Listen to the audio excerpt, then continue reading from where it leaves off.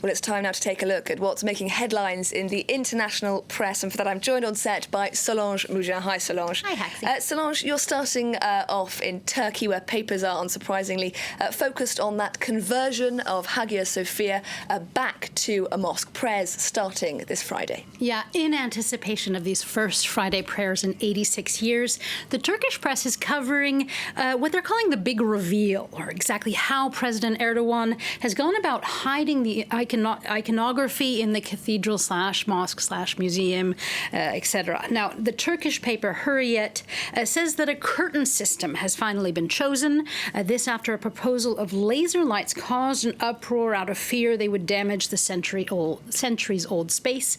It was built in 537.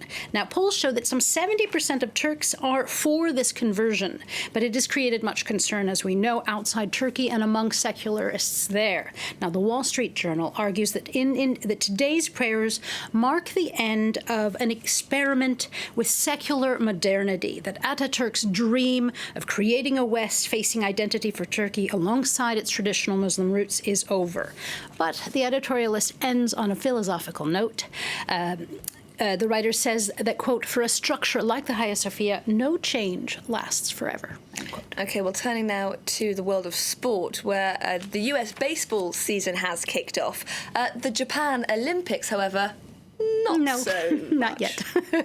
Well, yesterday was the first day. Let's start with baseball. Yesterday was the first day of the Major League season. It was announced that Donald Trump would finally partake in the presidential tradition of throwing the first baseball. He allegedly is not very sporty. It will be to an empty Yankee Stadium, which Deadspin says is a good thing, because otherwise he would be booed. And the site says that it is a season that can only get worse. For there are fears that the players will get the coronavirus and they may give it to one another.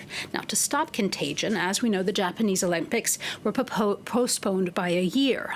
Last night was supposed to be the opening ceremony, and Le Temps covers what is an increasing degree of doubt, actually, within the Olympic Committee that the Games will actually be able to go forward next year.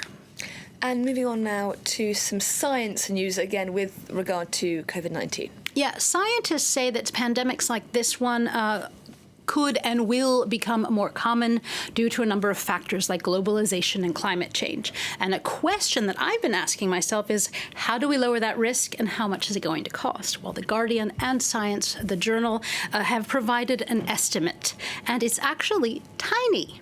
It's just 2% of what the world has lost economically because of the pandemic. They'd have to spend that 2% on preventing deforestation in key areas, regulating the wildlife trade, better surveillance of diseases, and this could actually substantially reduce the risk of another pandemic. Now, keep in mind that 2% is still a large chunk of change. It's some 220 billion euros, but it would be a first step, and it would be worth it. For it's not comparatively, it's not the 10 trillion that this crisis has cost so far.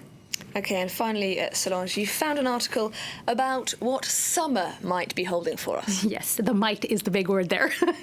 This is an article about what is a guilty pleasure for some and what is a pseudoscience for others. Now, Slate tells us this is the time of year, along with Christmas, when people read their horoscopes.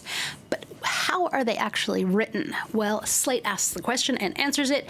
It talked to some astrologers who say they actually rely on very scientific data from NASA to see what's going on with the stars. But that the art, they say, of being a good horoscope writer is the ability to write in a precise but open way and to have a keen understanding of human psychology. So perhaps the next career move, Haxi.